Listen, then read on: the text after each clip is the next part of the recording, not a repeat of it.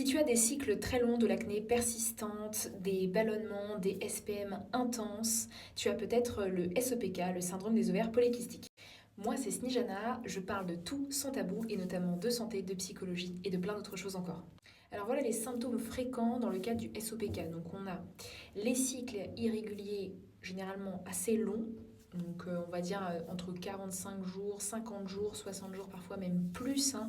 Parfois pendant plusieurs mois il n'y a pas de règles du tout, ce qu'on appelle à ce moment-là de l'aménorrhée. On a aussi la perte de cheveux, on a aussi au contraire pas mal d'hirsutisme.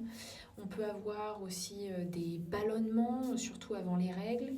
Là, par exemple, c'est ce que je vis présentement, donc je vous parle en connaissance de cause. On peut avoir aussi des SPM très importants, de l'acné qui persiste malgré l'âge adulte, entre autres choses. Ah oui, et la résistance à l'insuline avec une situation prédiabétique, malheureusement pour nous. Alors moi, ce qui m'a alertée, c'est le fait d'avoir un cycle, enfin, c'est que j'avais à l'époque un cycle d'une soixantaine de jours depuis que j'avais mes premières règles à mes 13-14 ans.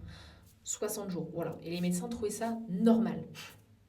Ça passe, voilà, ça se passe de commentaires clairement, mais un jour j'ai une ancienne pote qui m'avait dit t'as peut-être le SOPK, et c'est là où j'en ai parlé à ma médecin qui m'a dit d'aller faire une échographie pelvienne, et c'est là où effectivement on m'a diagnostiqué le SOPK.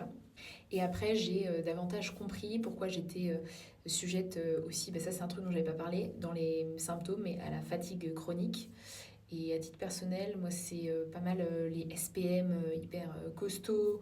On a un cycle long, les ballonnements, comme je disais tout à l'heure, parfois de l'acné aussi, euh, de l'anxiété, de la déprime parfois plus forte avant les règles. Alors ça, c'est pas propre au SOPK, mais dans le cadre du SOPK, ça peut arriver. Ah oui, et j'ai aussi une insulino-résistance, donc je dois faire super attention. Je n'avais pas ça avant, mais je suis tombée en burn-out pour ma part. Et donc, dans le cadre du SOPK, SOPK plus burn-out, très mauvais mélange. Donc, ça n'a vraiment pas du tout aidé le SOPK, alors que ça allait mieux avant, parce que j'avais un bon suivi de santé par rapport à ça. Donc maintenant, je remonte la pente petit à petit. Si tu te reconnais dans ces signes, surtout, n'hésite pas à aller consulter pour pouvoir effectivement te faire diagnostiquer. Si tu as le SOPK, n'hésite pas à venir m'en parler en commentaire. Et surtout, n'hésite pas à me suivre si tu veux en apprendre plus sur le SOPK et si tu veux voilà, m'entendre parler de tous ces sujets sans tabou.